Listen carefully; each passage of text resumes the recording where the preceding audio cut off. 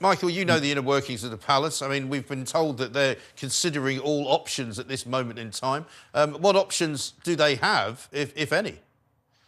Yes, Mike, you're absolutely right. It's like a bad plot from EastEnders, but being played out at the palace, isn't it? I mean, this charge, it's pernicious, of course, to accuse anybody of being a racist because it's an easy allegation to make, but it's almost impossible to refute because you have to prove a negative. And in this case, whether it's a royal personage or just you and me and the guy down the street, it's very damaging and it's very nasty and it's entirely unnecessary. And I think we have to look at this because this is a doubling down. First of all, and you played it, you had that interview with Oprah Winfrey when she does this very stagey pause and then says, "What?" We have to remember that Meghan and Oprah Winfrey were both professional actresses for quite a long time. And that was the little scene they were playing out. And when Harry joined it, he looked very embarrassed by it. He looked very uncomfortable and he said he would never talk about it. And then you saw the Bradby interview with him. Well, if there was any semblance, any sense of duty, residual sense of duty, Prince Harry would be distancing himself from this book very rapidly and repudiating its contents and making it very clear that it had nothing to do with him, because Omid Scobie sees everything through a Sussex prism in this book where he slags off every member of the royal family. There are two he doesn't slag off, and there we are. We're looking at one of them there, the lovely Meghan, and there's her husband. But listen, Robert there has written some brilliant books on the royal family. This man has written two. So I think it's worth asking and reminding your viewers on the Republic of Mike Graham who Omid Scobie is. He's 42 years old. At one time he took 6 years off his age, but he's 42. He was born in Wales. He's got a Welsh father and a Iranian mother. He went to public school or fee-paying school in Oxford, and then he studied journalism or communications in London. Not very and then well. He worked for one or two magazines I've never heard of, writing gossip stuff about celebrities and so on. And now, just because something is written in a book between two hardcovers doesn't make it more factual. In fact, probably makes it less factual than what you're going to read in the Times or the Sun or the Daily Mail or any reputable newspaper that's published in this country, because they're published under the rule of law in this country, and they're very, very careful about that, and they behave almost all of the time with great responsibility. So let's try and put this into perspective, because it is damaging what's being said, as Robert has said, and it shouldn't be taken too seriously. This man seems to have a tiger by the tail here, and we're all jumping and listening to what he has to say. But really, what is it worth? Right. Well, I think you're right. I don't think too many people are believing it. Robert and I go back a long way. I don't want to tell you how far back, but it was a very long time ago. And I can vouch for his absolute assured journalistic style. And the books are brilliant. But, Robert, you know, if we go back to what happened when Oprah Winfrey did that interview, you know, there was a sense around the world, I think, for a good couple of years, that Britain was a racist country, that somehow the institution of the royal family was at the head of it, and that was racist as well. So surely something has to come back. People talk about blowback. Surely the blowback now is onto Meghan for making that allegation, isn't it?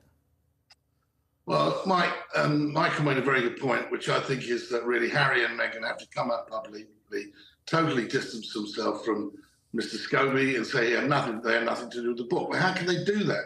Well, they did collaborate, and certainly Meghan collaborated through her friends and people on Fighting Freedom, the first book that gave him a platform to sort of then get another book deal to spread this piffle about the royal family. The reality is, though, the royal family is a dated organisation. It's an ancient organisation. It's got old-fashioned ways and protocol, but that doesn't mean it's racist. There must be, like in most institutions, there may be one or two racists in there. There probably is. But that doesn't mean the whole institution is bad for the core. And I think to label our king, who's done more, I think, for diversity and trying to promote promote communities across this country than anybody in the last 50 years is absolutely appalling. And I think really, in this one, I mean, I work with Omid, just on the other side of the fence, we'd sit there and discuss the royals.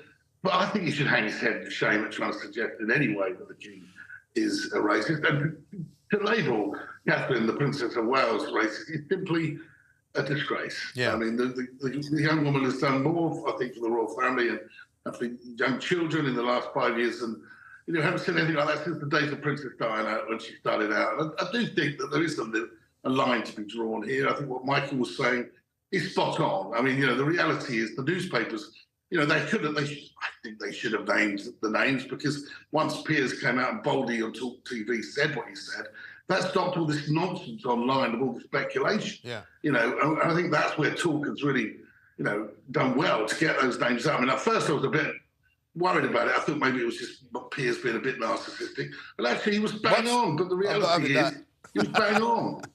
No, well, that's the thing, because at the end of the day, Piers quite rightly made a decision based on the fact that there's nothing wrong with saying that these are the names of the people who have appeared in this manuscript. Yeah, as long as you don't believe it. Yeah. Mysteriously, yeah, but I mean, that's all he said, basically. Michael, I'll come back to you. Yeah. At the end of the day, nobody can explain how these two names became part of a manuscript that was given to a translator in the Netherlands. There can only be one explanation, surely. If it was an honest mistake by the publisher in Holland, that's one thing. If, on the other hand, it was a publicity stunt in order to get worldwide headlines, that is absolutely contemptible. And I think we're entitled to find out the truth of that. But do you know, Mike, I'm old enough to remember Her Majesty the Queen dancing the High Life in 1960 with Kwame Nkrumah, the rather revolutionary first leader I'm not, of Ghana. Michael. I'm not old enough. I do remember that. That's 63 years ago. Yeah. And I can tell you, having observed Her Majesty around the world, there wasn't a racist bone in her body. She really loved the Commonwealth. It wasn't just a nice place to go in winter because the sunshine was there.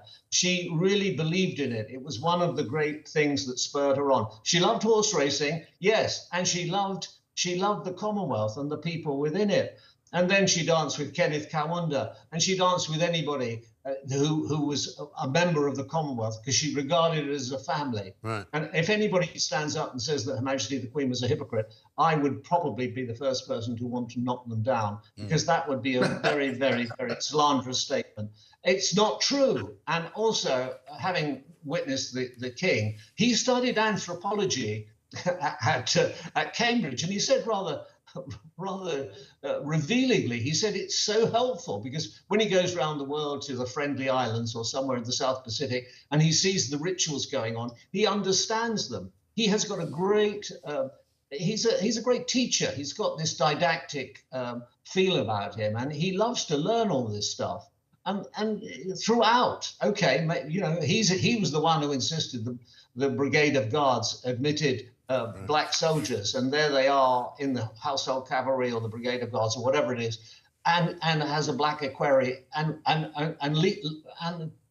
extends the hand of friendship to everybody. And he is the head of the Commonwealth. Yeah. And the Commonwealth may not be terribly effective, but it is the best thing we've got for a club of like-minded people who believe in the rule of law and freedom, and they're united by the English language. And what's more, Mozambique, a Portuguese colony, Rwanda, which was originally a German and then a Belgian colony, they've wanted to join the Commonwealth. Why? Yeah. Partly because the head of the Commonwealth is the King, who has been cruelly, nastily, and libelously accused of being a racist. Yeah. And I think it's appalling.